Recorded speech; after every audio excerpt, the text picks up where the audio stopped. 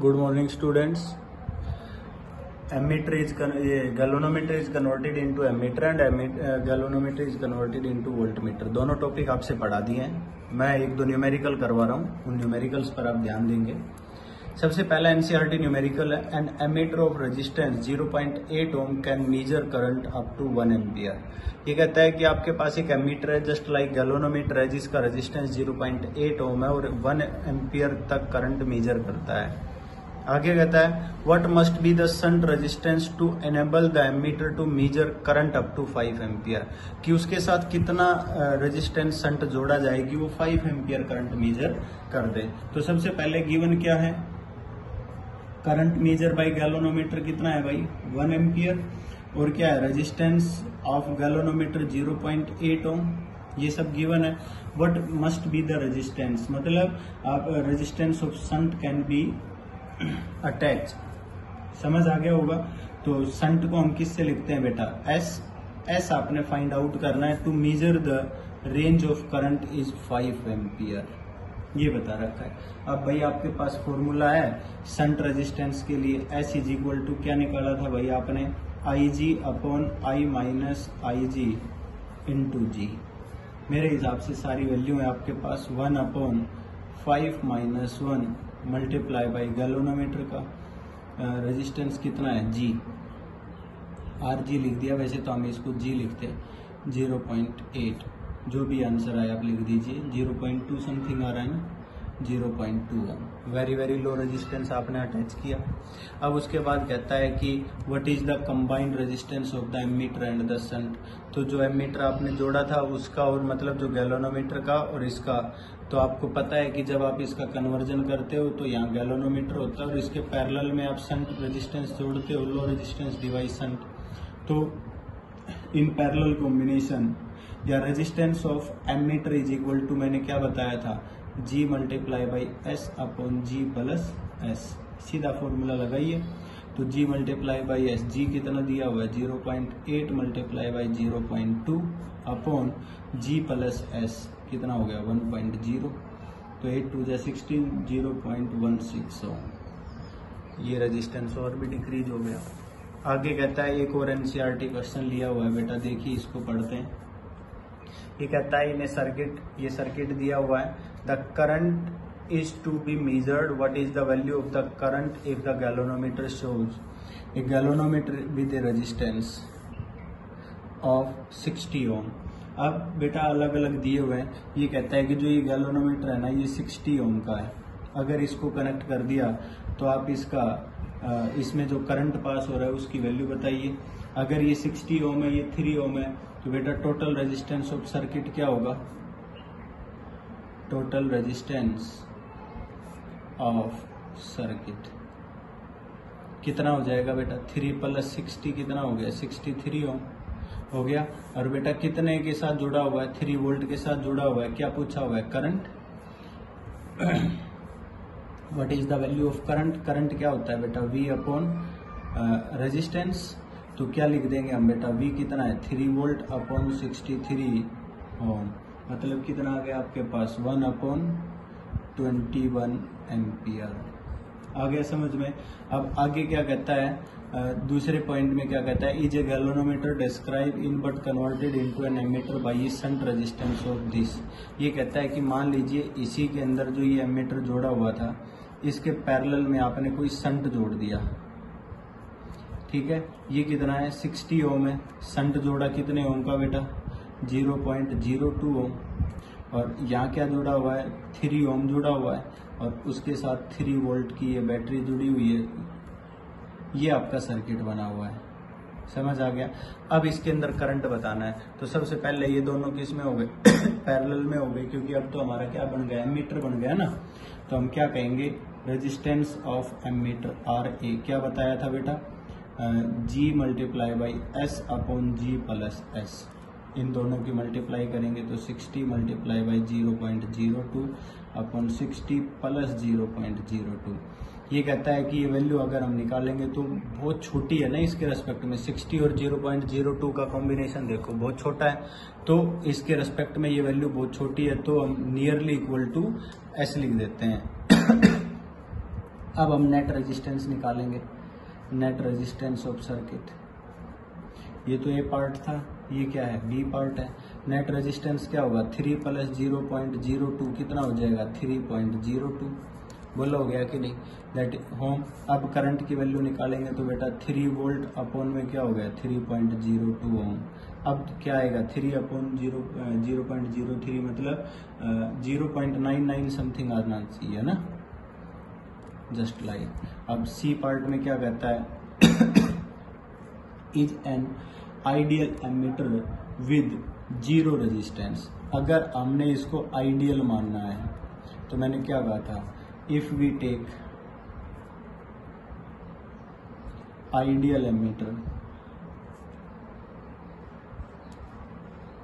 Then resistance of ammeter is taken as 0। अगर इसको 0 लेंगे, 3 + 0, देन नेट रेजिस्टेंस क्या होगा भाई, देन नेट रेजिस्टेंस क्या हो जाएगा भाई, नेट रेजिस्टेंस हमारे पास 0 + 3 कितना हो गया, 3 ओम। अब करंट की वैल्यू निकालेंगे तो क्या हो जाएगा, 3 वोल्ट अपॉन में 3 ओम, क्या आ गया, 1 एम्पियर। पॉइंट क्लियर है। तो इस तरह का हमने सॉल्यूशन करना है। एक और मैंने एनसीईआरटी क्वेश्चन लिखा है अगले पेज पर। ये क्या कहता है भाई, a DC supply of 120 volt is connected to a large resistance X. तो मैं एक डायग्राम बना देता हूँ, उससे आपको समझ आएगा। 120 वोल्ट की एक बैटरी जुड़ी हुई है, ठीक है, डीसी सप्लाई है, connected to a large resistance x.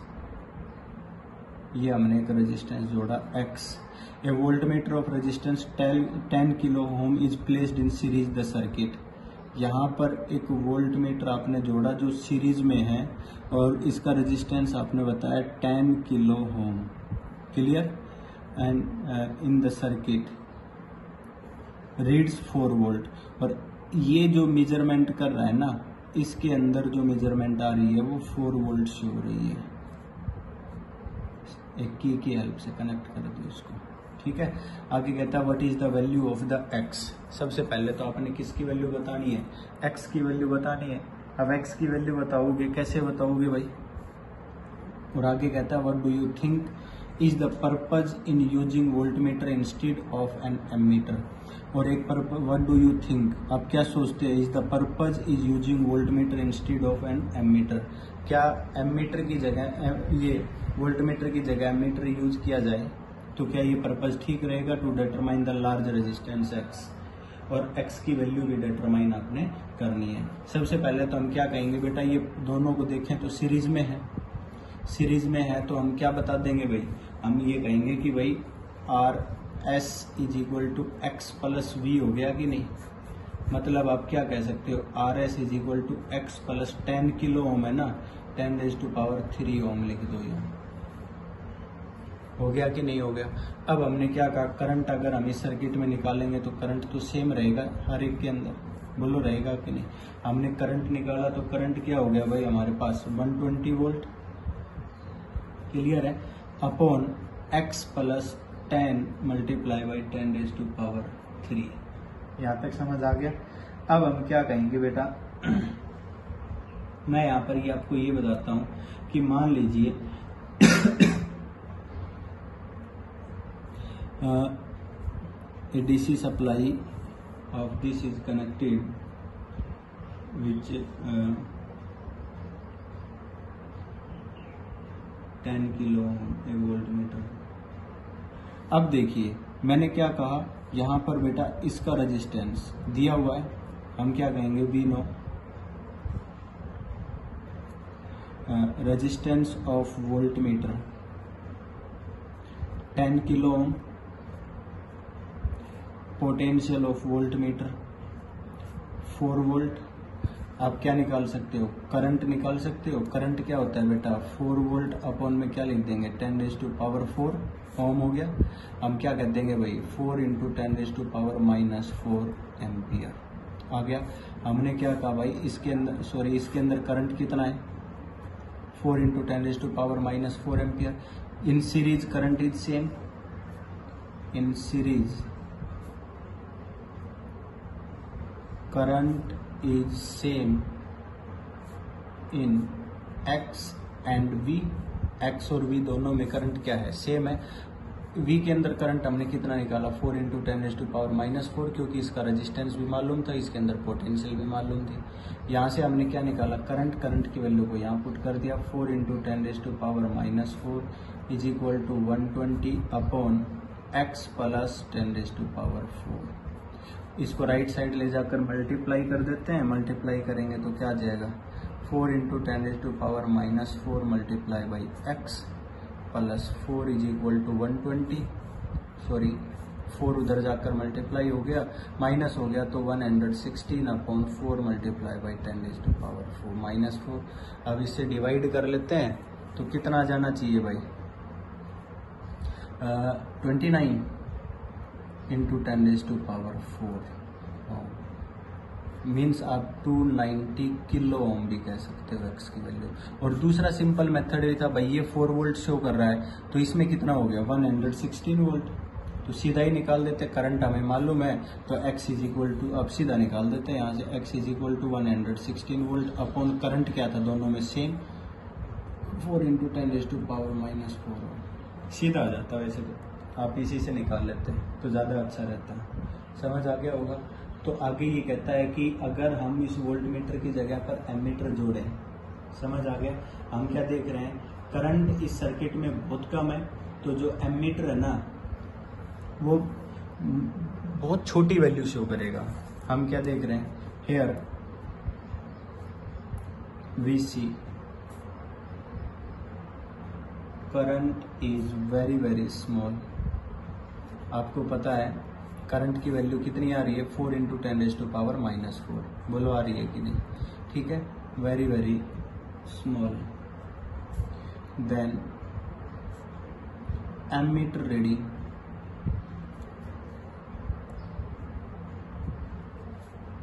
is also very small measured.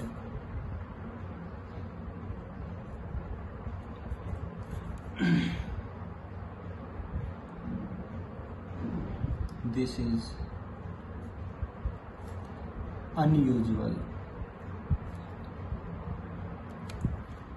use of voltmeter for measuring very high resistance.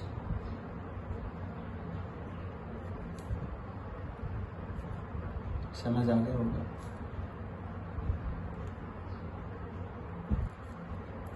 उसका अनयूजुअल यूज ऑफ वोल्टमीटर होगा, उसके हाई रेजिस्टेंस को, उसका जो रेजिस्टेंस है वो वेरी वेरी हाई है, उसमें मेजरमेंट करने के लिए। तो इस तरह का एनसीईआरटी क्वेश्चन है और काफ़ी सारे अलग अलग डायग्राम एनसीईआरटी के बने हुए, आप सोल्व करना।